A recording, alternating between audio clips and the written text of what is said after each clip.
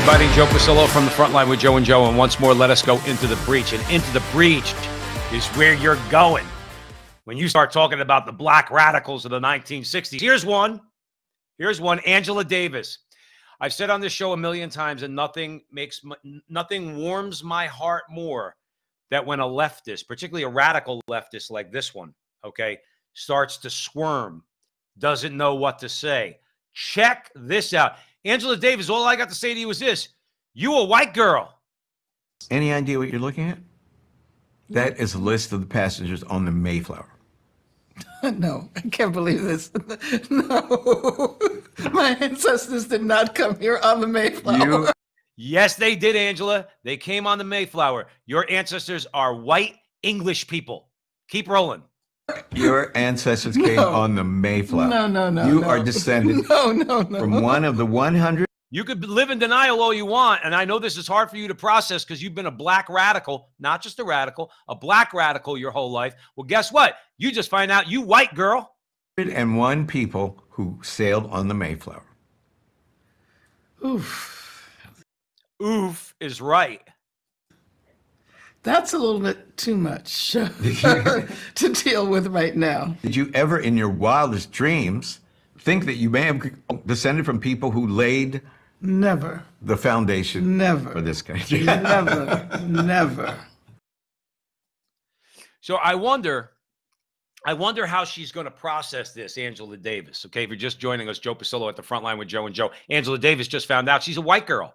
Okay, and she's been railing against white people her whole life and white oppression and everything else. There's a couple things I want to bring up. There's a lot you could talk about. We could go on for hours about this radical. Okay, two things I want to bring up. Number one is reparations. I did a video a couple weeks ago. You can check it out about my response to reparations is hell no, I ain't paying. Okay. And one of the things I brought up is what do you do with people who are African American? Okay. But also they're descended from white slave owners. Okay. And one person came to mind in particular. What do you do with Kamala Harris? Okay. Whose ancestor was white and a slave owner. What do you do with Angela Davis now? Because she's a white woman. Her people came over on the Mayflower. She has to pay reparations to black people too. Or does she get less reparations because she's partly black and partly white? I wonder how that's going to work exactly. But again, nothing makes me happier. Or one of the things that makes me happiest in life is when a leftist squirms and doesn't know what to say. So sure, you got a lot to process, woman, because guess what? You just found out you a white girl. Now, the other thing is this. I just want to point out one tidbit of why people like this, Angela Davis, should never be listened to. She went all over the world. She went to all the communist countries. She went to the Soviet Union. She went to Cuba. She all over the place. In America, she railed against the prison system, railed against the fact that people were in jail unjustly, okay? But she's a communist. And communists don't really care about certain groups of people. They only care about the people they care about. And everybody else could go to hell. Everybody else could rot in prison.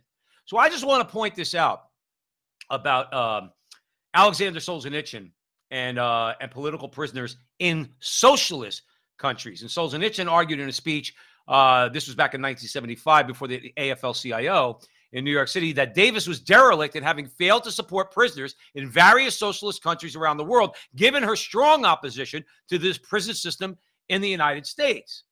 Now, as an example, he said a group of Czechoslovak prisoners had appealed to Davis for support, which Solzhenitsyn said she declined. In 1972, Jiri Pelikan had written an open letter asking her to support Czechoslovak prisoners, which Davis had refused, believing that the Czechoslovak prisoners were undermining the Husak government and that Pelikan, in exile in Italy, was attacking his own country. Now, here's the kicker. According to Solzhenitsyn, in response to concerns about Czechoslovak prisoners being persecuted by the state, remember, this is a woman who railed against the United States prison system, Davis responded that they deserve what they get. Let them remain in prison. And finally, when Alan Dershowitz, who also asked Davis to support a number of imprisoned refuseniks in the USSR, that she declined, saying they're all Zionist, fascists, and opponents of socialism.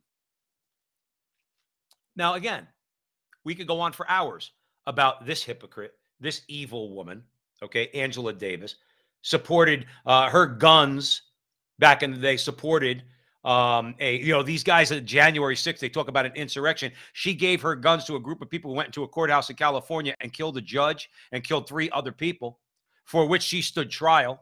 All right. Eventually, she had to stand trial under California law as aiding and abetting. She skated on that. Okay. She skated on everything in her life. You want to talk about, if you want to see the face of privilege in America, look on the left side of your screen. That woman right there, Angela Davis. She is supposedly black, but now we found out, you white woman.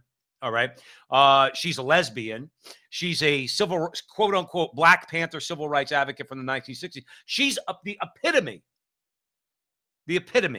of privilege in America. And she wants to get up there and she wants to talk about America being evil. She wants to talk about our prison system when she refused to help those prisoners in communist countries. Really? This is the woman we have to, this is a woman that somehow, some way gets put up on a pedestal. And here's the key.